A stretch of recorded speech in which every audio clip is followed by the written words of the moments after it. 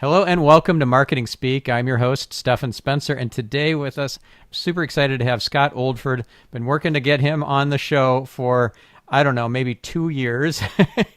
I might be hard. I might be more difficult than like Obama. I might be more difficult than Maybe, Obama the way that we're maybe. going right now. Yeah, but I'm very excited to have you on the show. So Scott he partners with seven-figure entrepreneurs and influencers to make their business sustainable and scalable. He's is well known in the Facebook advertising community as an expert in that space. I've worked with folks who've been trained by Scott and built funnels and Facebook ad campaigns based on some of what he's taught. Like I've got my 5-day SEO challenge built based on Scott's methodology. So thank you for that, Scott. Yeah, but you didn't even know that you were responsible for that. didn't even know. It's a wonderful thing when you don't know about all the wonderful good things that happen. Yeah. So Shenna is somebody that was trained by you. I don't know if you know Shenna, but she was one of your students. Don't know her either. That's even better. I love it. I love when that happens. So there you are, making a difference and impacting the world without even knowing that you're doing it. That's awesome. So thank you for joining us today, Scott. Of course. Absolutely. Great to be here. So this is a really interesting time. You know, the ancient Chinese curse, may you live in interesting times. So what are you suggesting folks do differently? What are you doing differently in these times in terms of marketing? Yeah. Well, I think first off, the first thing you have to, I'll also preface this by saying I created a really good 40-page guide on how to deal with what's going on right now, called the Recession Proof Guide. I highly recommend checking that. I don't know if you want to put it in the show notes or whatever it might be. For sure, do that. Yep. So I'll preface by saying anything I say, it will add on top of what's inside of there. And I wrote that for my private clients, and then I decided, you know what, let me put it out. And, it's been downloaded 25,000 or so times now. So I'll say this. So first off, I think a lot of people think that what's going on with the economy is solely responsible because of the COVID-19. And if you're listening to this, let's say you're listening to this in August and COVID-19 has gone away, and you're like, well, wait a minute, the economy didn't bounce back. I think a lot of people think that the economy is going to bounce back. And so because of that, I think a lot of people are creating very short-term marketing strategies to just try to get through the next 30 or 60 or 90 days. What you have to realize, I really, really, truly believe, and this is where, people know of my marketing. I spend far more of my time studying the economy and studying what is going to happen and studying what happened in the past and so on and so forth. And I've been getting ready for an economic transition or correction or whatever you want to call it for about 2 years. And my belief is that your marketing right now, your business right now, forget about your marketing, your business right now has to fundamentally merge into what is going to be the next number of years. And so we've gone from the largest amount of growth that we've ever seen in the U.S. economy to what I believe is going to be a massive drop. And that is, you can look at that in a doomsday way, or you can look at the fact that most great companies happen when there's been a big downturn. Like GM became GM during the World War II. So did Ford. Monopoly got created in 1935. Uber and Airbnb got created in 2008. And so whenever there is a time of mass momentum, okay, because you got to think about it. How long would it take if something like this happened for people to get used to working from home, using Zoom, all these different types of things? So I want to preface what I say by, this is not a 90-day event. This did not happen because COVID-19, my opinion. Now, in terms of your marketing and your products and your offers and your messaging and your positioning and all of those different types of things, more of what I've always said is going to work now, right? Making sure that you're selling painkillers and lifeboats, not vitamins. Being able to ensure that you understand that lifetime value is so important. Being able to, create products and offers that really go to how your customer's thinking, not just something that's convenient for you to be able to provide. Marketing is going to, and I think another big element is marketing with not a return on investment in 14 days, but 90 days, expanding the amount of time that you're looking at for your ROAS. I think that is more and more and more important right now. Right now, I'm spending more money on advertising than I've spent per day than I've spent in any other time in my entire history of marketing online. And it's because of the fact that attention is cheap. I want to get people following me. I want people on my email list. I want them pixeled. I want them in my group. I'm launching a new app. I want them to buy my books. I want them to do, it doesn't matter what they're doing. I've got to a point where it is, I want to buy as much audience as possible. I want to buy 500,000 entrepreneurs, and I want to buy the attention of 500,000 entrepreneurs. And as long as I break even, that's fine. As long as I break even in the next 3 months, I'm fine. Then I'm looking at the next 3 years, and I'm like, that's where I'm going to make my profit. Right? I'm my events that I might do, my next books that come out, my programs that come out. And so I think you got to shift your thinking now from short term. Most marketers are terrible at this as a whole, and that's why I don't really feel like ever a marketer. I never ever, I never got trained under anyone. I didn't do direct response. I just always fascinated by psychology and how humans work. And so you got to look at, well, if people are going to spend less money, then you got to give more time to be able to allow for that money to be given to you. And secondarily, there's always going to be a lot of money in times like this. There's always going to be a lot of money on the bottom, right? People looking for their 7, 14-day fixes, and there's going to be a lot of money in the one-on-one, high impact, high intimacy. You always got to remember there's 12 million millionaires in America, and those people have problems, and they're willing to pay for getting those problems fixed. And so that's what I'd say to all of that.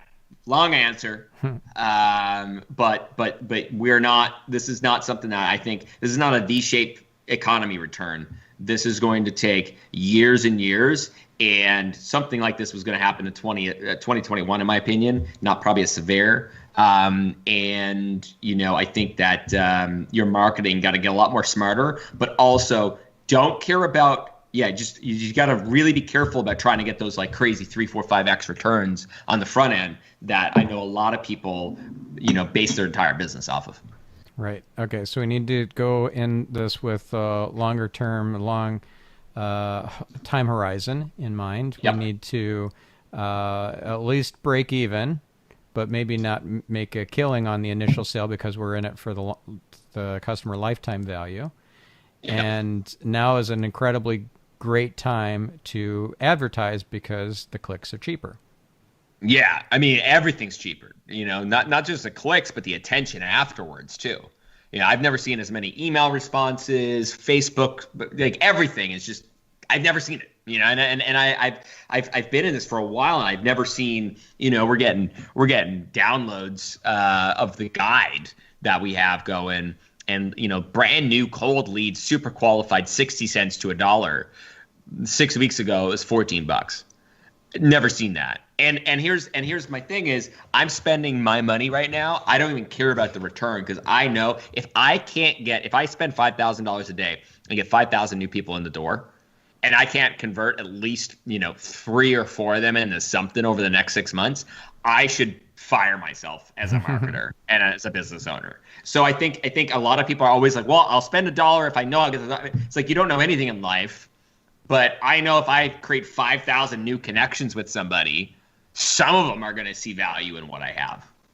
Yeah, and you've created a lot of online courses, and you've got your book out. Like you are prolific with creating content.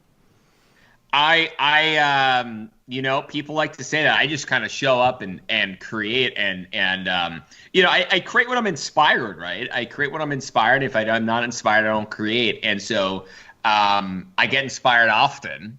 And because of that, like the recession proof guide, it took me like 4 hours on a Saturday because I was just like, I need to get this out. And I just created a new guide actually, how to pivot. Because I pivoted so many times in my life, and a lot of people got to pivot right now, and that's about 14,000 words. And I created that just one night here in my office, where I was like, yeah, you know what, I need to teach people how to do this. And so, but I think that that's like the best business. If you're in the online space, if you're an online personality, I guess, that's the best thing to do. Because I think a lot of people, a lot of business owners, a lot of marketers, you just got to find something you like enjoy talking about and just talk about it. And whenever you're either inspired or triggered, right? Whenever you're pissed off about something or you're inspired about it, talk then and create content then, and then find ways to continually get inspired and triggered. You know what I mean? Do more one-on-one calls if that's what does it for you. More group calls, more podcasts, more whatever it is, right? And I think a lot of people in business too, they get attached. They like get attached to their program, or they get attached to their business. And back when I was 19 to 21, I lost a lot of money and I went $1 million in debt. And it's because I got attached to this business model that I had and this business that I had. And I thought it was like the best thing ever. And I thought it was like my $1 billion thing. And it might have been, right? It might have been. And it cost me everything. And so I see a lot of people, the best way to create is to create and then let it go and let it be its thing. And not try to be like, oh, well, I have this intellectual property. I have this thing. It's like, all right, here it is. It might have made $1 million, might have made $5 million. And okay, sweet, let's keep going. And I think that's my best advice for anybody at any stage. It's just, just keep on creating, keep on innovating over and over and over and over again. And, I'm not some like, genius creator in my opinion. I just kind of keep on processing what I see happens and then just I see myself. I see a lot of us. We're not experts. We're mavens. We see things. We take observations, and then we spread the word about it. So I guess the bottom line for this part of the conversation is don't get too attached to any one particular idea, business model, product, service. Never. Anytime you get attached to anything, anytime you ever get attached to anything, it's always bad. You've got to, especially if you're gonna share your genius with the world, you got to be okay with the fact that at some point it's not going to work, right? It's you got to be okay with the fact that just because you have a methodology, it might only work 80% of the time, or the economy might change and what you were talking about for 10 years no longer is relevant anymore. Relevancy is something I talk about a lot with my methodology, the ROI method, which is my relevancy, omnipresence, intimacy methodology. And, so many people, especially if you've been in the market for a while, people hold on to something. Like I've already made a new methodology that I haven't released yet that blows the ROI method out of the water. Right. Oh, wow. and makes it look like child's play, right? And so, but I don't want to, I'm not. It's not that I'm withholding that. It's just I was going to do an event because I wanted to get feedback and I wanted to understand people's mindset around it. And obviously, COVID happened and that didn't happen. And so, what I'd say is, as a creator, you gotta you almost kind of got to look at it this way. It's like, yes, the idea came through you, but is it actually your idea? And so I have this sort of concept in my life, and it's more of a spiritual thing than it is an intellectual thing, which is what the ideas I have and the concepts I have and the information I have is not really mine. It comes through me, but isn't of me. And when you adapt to that belief system, you don't get attached to your ideas or concepts, which is really effective because entrepreneurs that have defined belief systems are shitty entrepreneurs.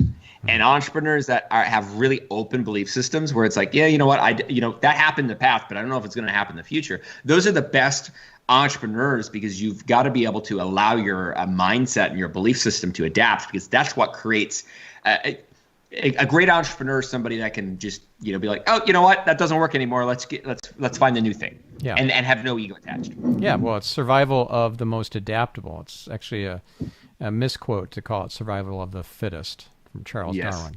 Survival of the most adaptable. So we need to be adaptable, and we need to not be too attached to whatever our products are. I love what you said about you're essentially channeling ideas, product ideas, information, products and services and new businesses and so forth. And therefore you don't have this ego type ownership attached to that Well, idea. you can't steal something that isn't yours, Yeah. and I think people always get like, all the pirating people. People steal shit like so much, right? Yeah.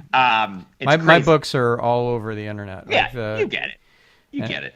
Yeah, you can only contact the infringement team at O'Reilly so many times, and they're like, "Oh, okay, another email from Stefan." Okay, and you're Yeah, just yeah, playing exactly. whack-a-mole, or they're playing Yeah. whack-a-mole.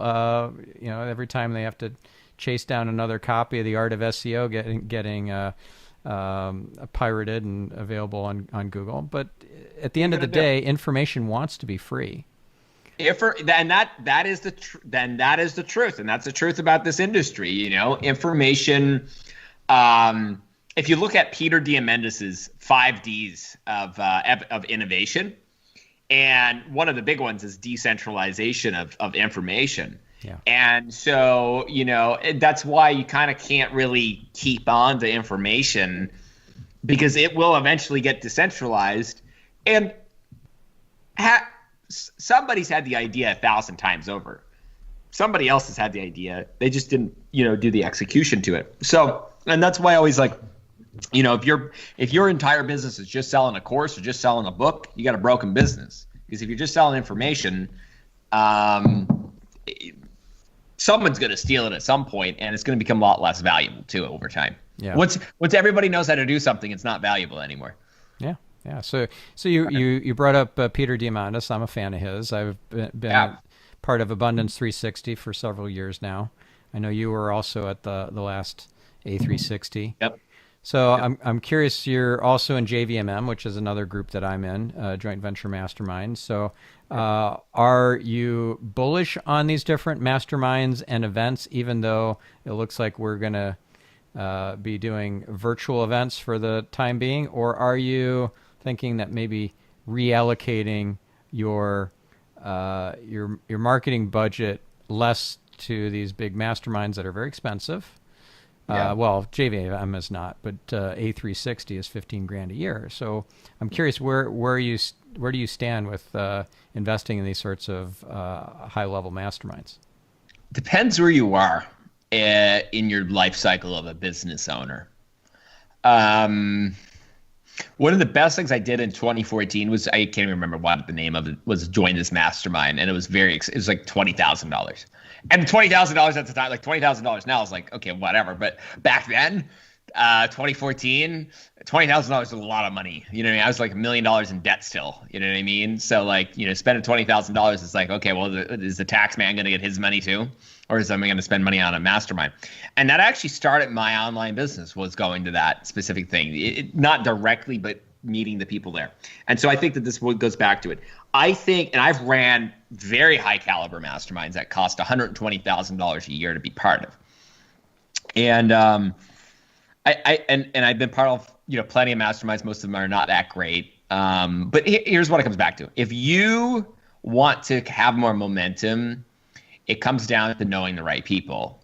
And a mastermind a lot of the time allows you to fast forward the momentum or events or whatever it might be faster, right? Because being in person allows for that kind of more quick kind of connection.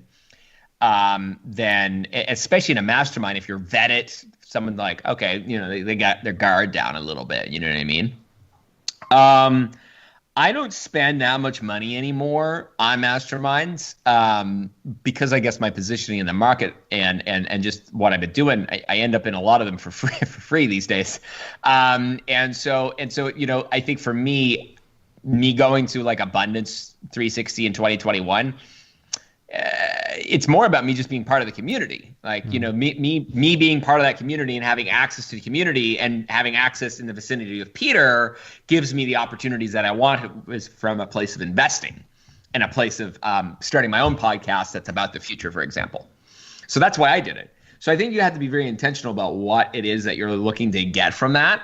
Yeah. I'm not a huge event person anyways, though. I hate traveling. I don't like, I'm protective of my energy, protective of my time. I'm not the one that goes and speaks on stage.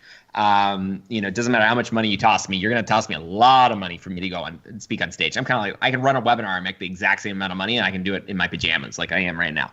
and so, I think that's, you got to but that's a piece of advice that changes based on where you are, because being part of a mastermind and spending $15,000 could be far more effective than spending $15,000 on Facebook ads if you're in the room with the right people and you go to it with a place of intention, presence, and value to the people that are there. Yeah, I agree with that. I've got a lot of value out of the masterminds I've been in.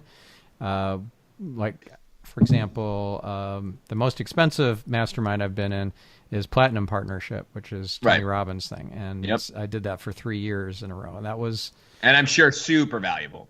Incredible. I met my wife through it. I had a spiritual transformation because of it. I was on a trip to India on one of the Platinum Partner trips. And I reconnected with the creator. It was incredible. And I had a physical transformation. That was even before I became a Plat, but I look completely different from what I used to look like prior to the Tony Robbins events. If you look at my About page, you'll see the before and after is pretty striking. So I credit a lot to Tony and to the community and to the quality of the content and how it was so well curated and everything. Life-changing.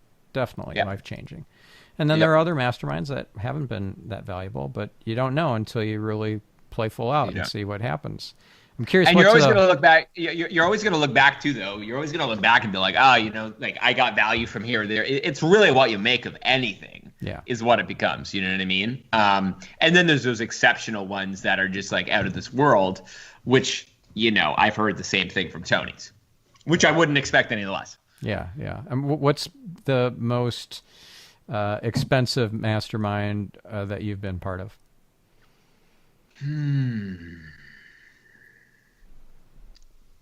Probably one that I'm in that's like 50 grand a year. I won't mention it because it's kind of private. It's not really it's like very invite only. But like anybody that's in it, like 50 grand is not a lot of money. But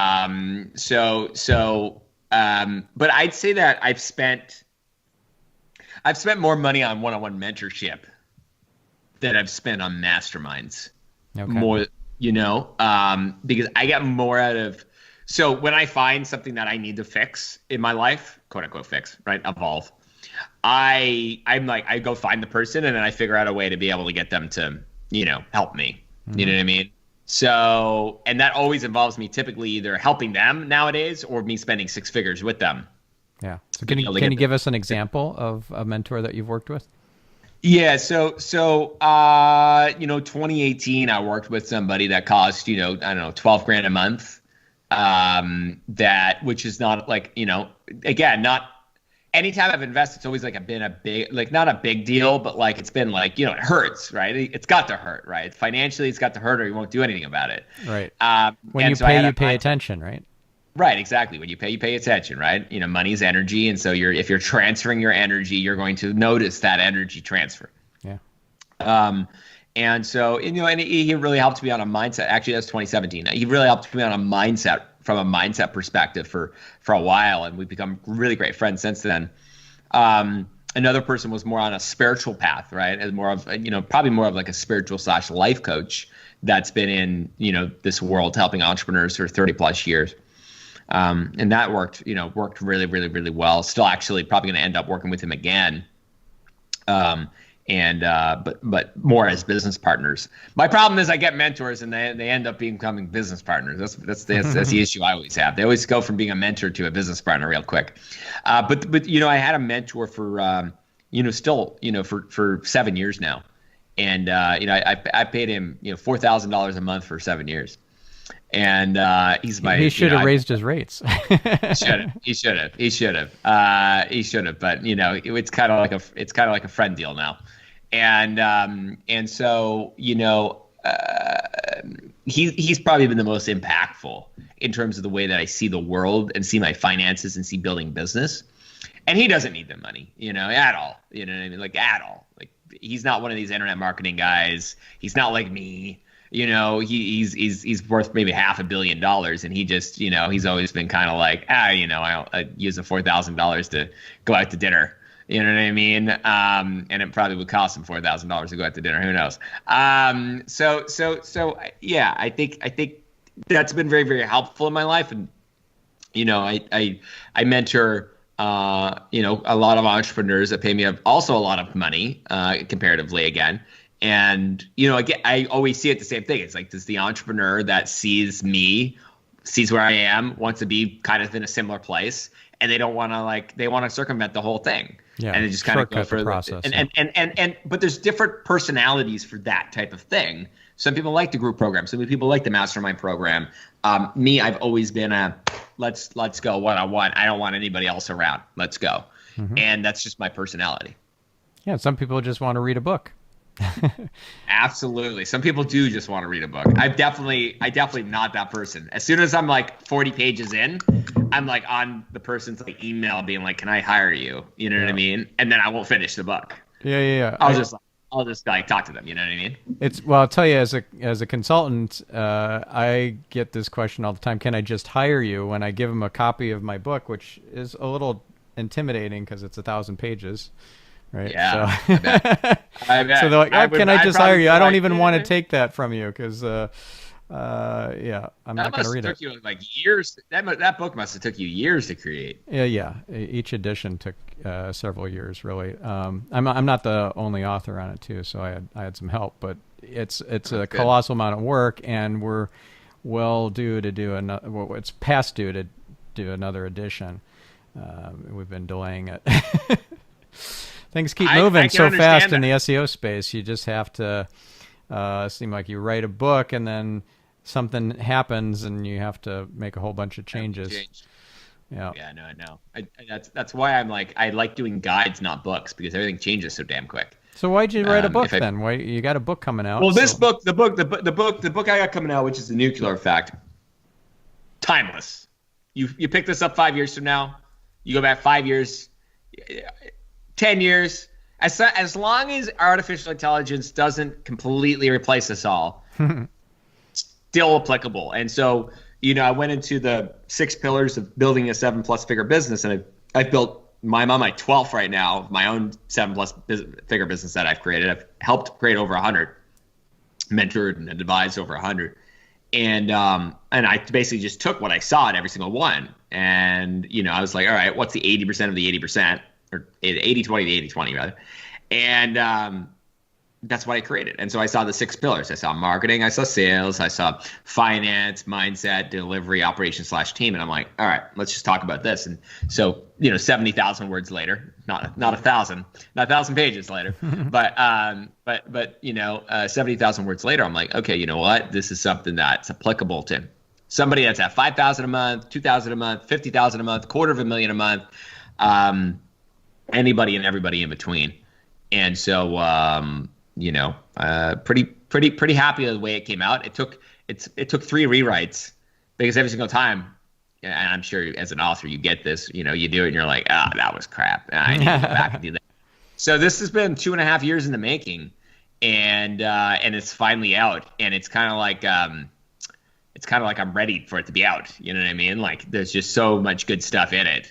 And every single person that I've given the audiobook to, the pre-copy, they're like, wow, this is really, really, really, really, really good. And a lot of the people would tell me if it was crap too.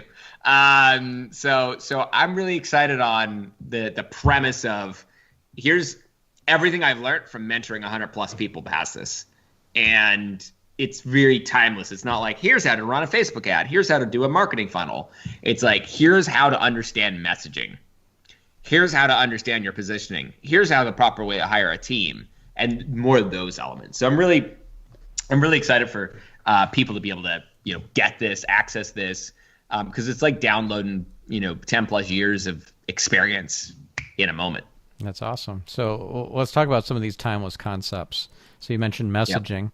What would be some advice that's in the book about messaging that's really valuable and kind of timeless? I think the easiest thing to talk about, which came from my very first methodology, the SSF method, which was not good at naming methodologies back then. This was about 5 years ago now, and it was the sidewalk, slow lane, fast lane idea of messaging. And essentially, it said, from a messaging perspective, there's kind of like 9 layers of things that you need to bring someone through in order to be able to bring them from first inception into sale. And so the first part is the sidewalk, right? The people that they need to understand the pain and the problem and the consequences, right? And so that makes up 60%, 60 odd percent of every person that's ever going to come in contact with you. And then there's the slow lane, right? And in the slow lane, they need to understand that you're an authority. They need to see proof. They need to see that there's a methodology, that there's a process, right? They have to have buy-in to a process, a method, and to you, right? And so that's the slow lane. And then that's about 30%, 30-ish plus percent of the market. And then the last part, the fast lane, is the people that are, all right, let's show them the vision of what it looks like. Let's show them the solution of what, this is going to look like. And then let's take care of their objections. And that obviously is the top 3-4% of the people that, of course, purchase. And so the idea is, in messaging, if you know where someone is, you have the messaging that's actually effective for them. Because if somebody's coming in the door and they don't know what the problem is, and you're over to the solution, trying to sell them a solution, there's a disconnect.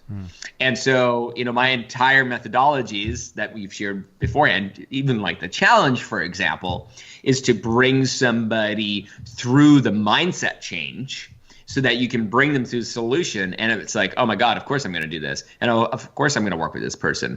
And so really going into that messaging framework is, just one of the many frameworks that kind of ended up coming into this methodology that is, in that case, all about messaging. And it doesn't matter if that's a Facebook ad or a landing page or a sales page or an email or, a social media post. That's always going to be the same unless we fundamentally change as human beings. And I love Peter. He's like, in the future, you're going to be marketing to your AI, not to you, because your AI is going to be purchasing everything for you. Right. So until we get to that point, until we get to the algorithm buys everything that you want, I think that framework is going to stay pretty timeless.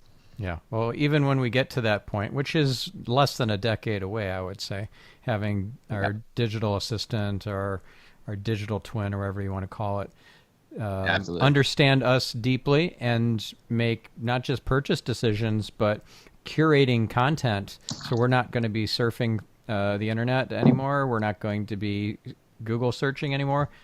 The AI is going to do it for us, our own personal AI. And that's less than a decade away. I'm excited. I'm excited to see what happens then. That's exciting. I mean, yeah, we're all not going to have anything to do with that, and we're just going to be hanging back. Oh, no, we'll have plenty to do, but it'll be about doing things that the AIs aren't good at, like taking very disparate concepts, like, I don't know, basket weaving and rocket science, and trying to figure out ways to work them together, right? And come up with something very innovative, because that's what the AIs are not good at. Yeah, it's gonna be a fun world. I'm super optimistic about it. It's gonna be I think it's like waking up into a world and doing what you really, really, really want to do. Yeah. And I think most people are scared of doing what they really, really want to do. Most people are scared of change, just in general. Yeah. So. Yeah. But they can change very quickly. Yeah. They can change so quickly. Yeah. Life gives you lots of opportunities to change all the time. So let's talk a bit about some more tactical examples of things that, one of them being the 7-day or 5-day sort of challenge. I have my 5-day SEO challenge, which was built based on your methodology by one of your students, Shanna, as I said. And I'm curious, like, where are you at with your thinking these days about 5-day, 7-day, 30-day, whatever it is, challenges? Is that a good strategy in this world right now? People seem to have a lot more time at home, so they could spend more time on challenges. But on the other hand, there's a lot of noise.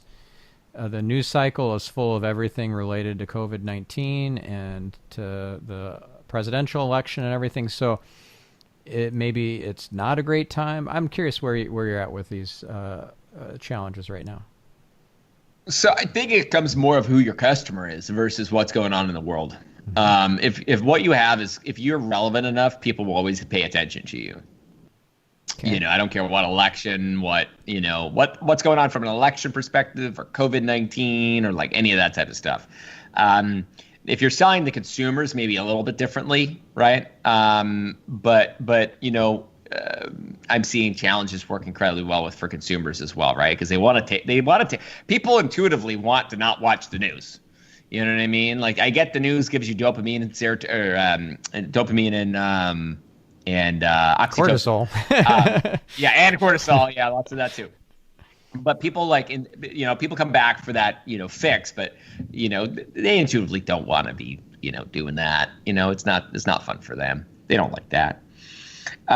So what I'd say is this: I love 3-day challenges and 5-day challenges. Mm-hmm. Okay. And you just sparked an idea. You got me inspired. I'm going to do a little training on how to do challenges. I'm going to do that and sell it for a few $100 just because I was like, oh, you know what? I didn't know I was inspiring people to do challenges. Maybe I can help you do, challenges better. But, so what I'd say is, and I've helped a lot of people do a lot of challenges. So first off, you got to make sure that the consumer is the right consumer. So are you going to go do a challenge? Probably not. Am I going to go do a challenge? Probably not. So you got to make sure that, if you're going to get consultants to do challenges, that's probably not going to happen. So you got to look at who your demographic is and what you need that person to believe in between the time of the challenge, and why that's going to be important for them to come back. Trying to get someone to come back to something 5 times in a row is like really hard. Really hard. So that means that day number 1 and day number 2 of the challenge, you got to have a challenge that's number 1 relevant, number 2 going to continue to be relevant, number 3 has enough stuff inside of it. So yeah, maybe some breakthrough in day 1 for them. Like, oh my God, I can't believe that I was able to figure this out with Scott's help or with Stefan's help. Absolutely. You got to get a light bulb moment, because if you don't get a light bulb moment in that first or second day, they're not coming back, right? Yep. It's not going to be relevant to them anymore. And so, it's really different if you're going to a much more intellectual group of people. Mm-hmm. Challenges are much more difficult to do. So thankfully, majority of markets aren't on the highly intellectual side, right? It makes us a little bit easier on marketing.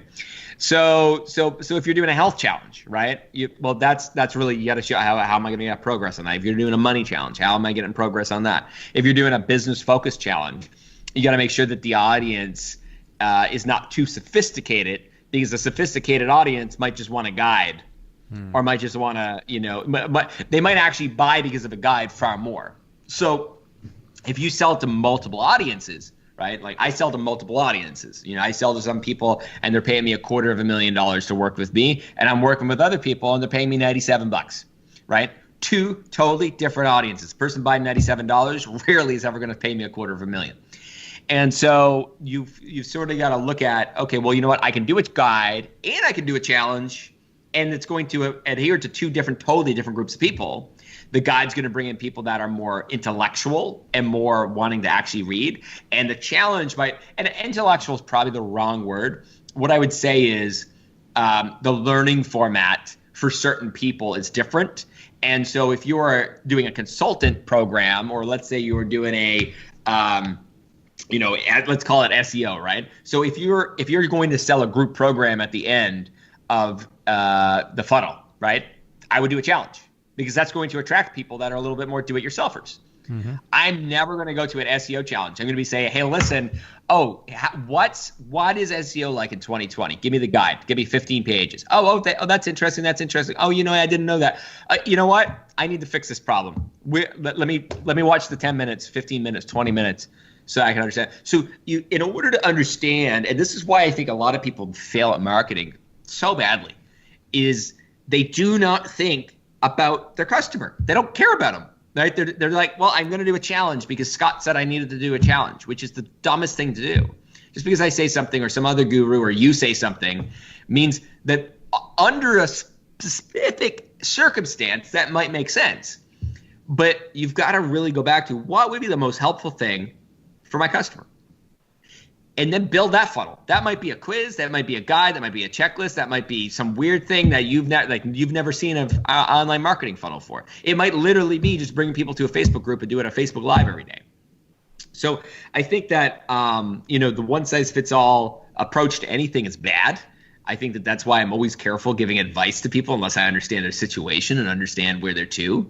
And I also think that people have to be careful taking advice from people like me, people like you, because if we say challenge funnels are the best thing that you've ever done, and you're selling to corporate America, your challenge is going to suck. No one's going to buy it. No one's going to do that challenge. And but now once you get somebody into the challenge, it's about getting them to come back. It's about getting them to have some breakthroughs. And a challenge is more about audience building, authority, and sharing your process than anything else. So the best way I say is that a challenge will build authority at least a couple degrees faster, 2, 3, 4x faster than anything else is going to be able to build authority, because people are feeling your intimacy. And through my methodology, the ROI method, you go www.theroimethod.com to learn more about that. It's just some great training there. Intimacy is is the missing ingredient in online marketing, and challenges allow you to bridge that gap really, really, really easily by seeing you, hearing you, and then having a moment of aha, oh wow, this guy's really brilliant. I want to pay more attention. I want to share. I want to have more awareness. And when we really get back to it, marketing is always about these three things. And anybody that's listening that's either a bit spiritual will also get this really, really well. Okay, so it's always about having presence, having awareness, and having attention. If you have those three things, if you are understanding of how to get someone's presence, attention, and awareness, those three things, you could sell anyone anything. The problem is most people don't understand how to get their own attention, their own awareness, and their own presence, so they can't step inside of anybody else's. And that's the key ingredient of being a good marketer. That's great. That is kind of spiritual. I like that. Yeah, it's like, it's got a little spiritual, it's got a little meditation orient to it. You know what I mean? It's like you can't be a good marketer unless you meditate. I believe that. All right. So the message here, besides be present and attentive and aware for yourself and for others, is that you need to understand where your prospect is at and meet them there, and not try to get them to go down a funnel that doesn't make any sense for them. So corporate America is not going to take your 5-day challenge. I totally get that. And so one thing I was realizing, this was a while ago, but if I was going to speak at a conference and I pitched a session about, let's say, technical SEO, I would get a lot of do-it-yourselfers in the audience who I would not want to sell them my consulting offerings, because I'm looking for clients that just want to hand it over and say, help me take this to the next level, sort of thing. So then I started pitching sessions like how to scale your SEO across a really big website.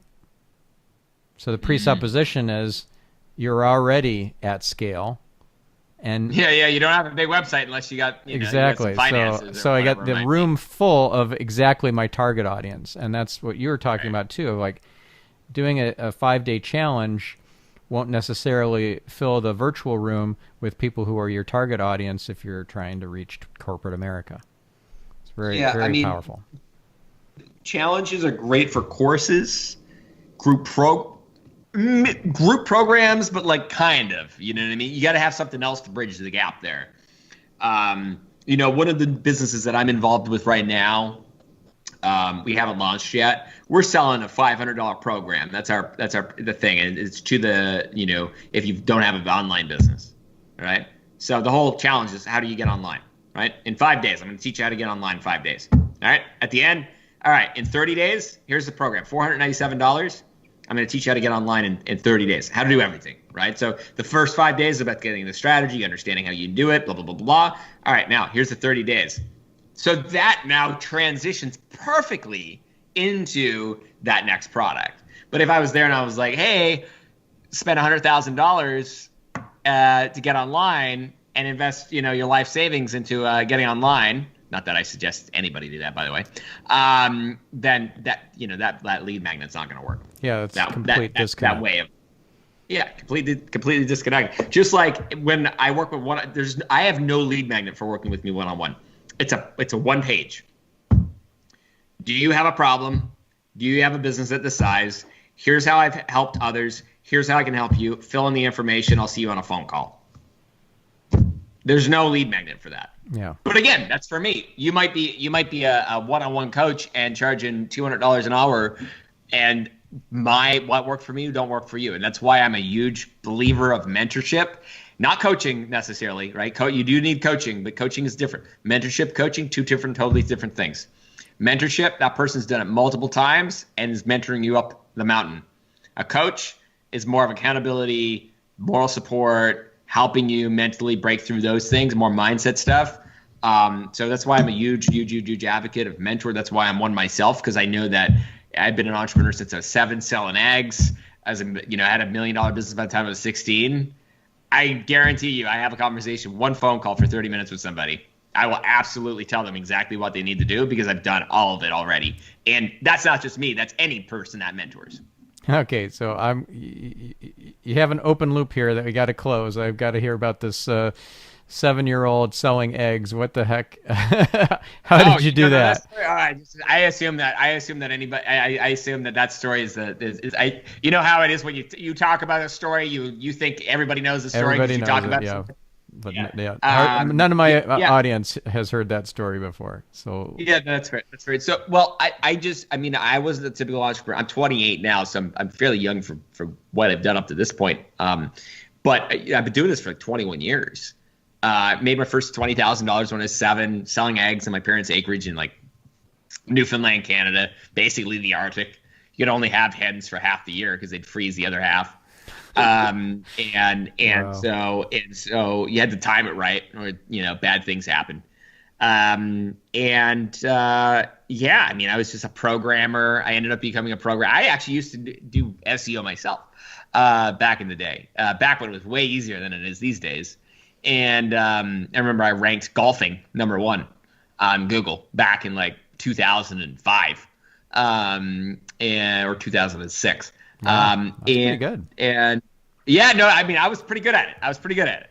And now I wouldn't be able to know how. I don't even know where to start anymore.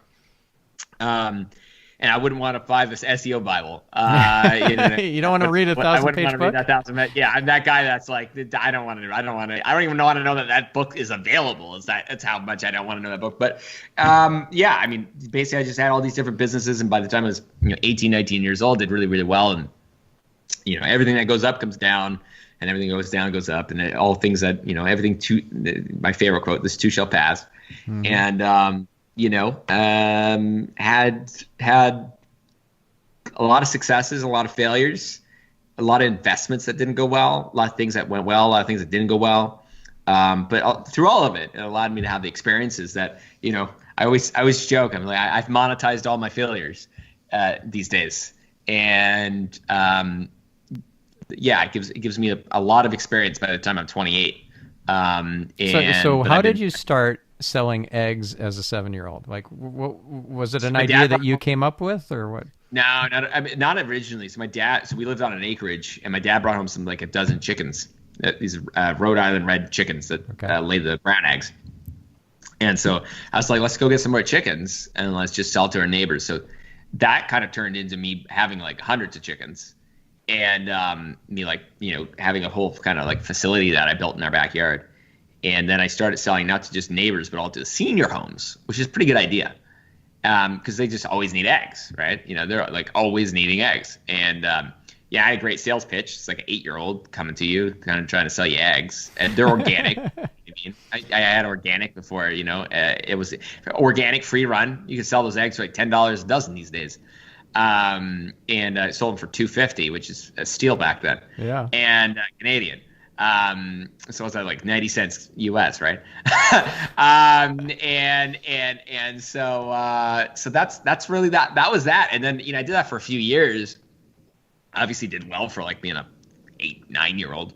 But I was always like, I was the geeky kind of like fat kid. And I was like 360 pounds by the time I was like 15. And so I was like a big boy. And so I just kind of stayed to myself. I was in the middle of nowhere. I would, tinker around with computers, learned how to program HTML and CSS and MySQL and, all those wonderful things when I was like 10 years old. And then I started selling that. And then I realized I was a programmer. So I'd go to my friends that I met online and be like, hey, I got a job for you. Do you want to make $300? And, I'd be charging 3,000. Mm-hmm. And that was the start of my first agency when I was like, 10, 11 years old, programming, online applications and all this stuff way before, freelancer.com and, all the websites that are on the go today. Upwork, et cetera. Upwork, all those. And so, that's really, the reason I became a programmer actually is because I used to love Palm Pilots. And so I created a community for people that loved Palm Pilots, which had like 20,000 active users a day. Mm-hmm. This is back in 2002, 2003 maybe, and somewhere around there. And then of course I had to learn how to program in order to modify the software. And that's how. And then I ended up modifying the software for all these other people that would pay me to modify it for them. And then I got into SEO and I got into paid advertising. I got into all these different types of things back in the day. So it was fun. That's awesome. Very cool. Yeah. So again, remind our listener the title of your book and where to find it, and also where to find the ROI method and just you in general.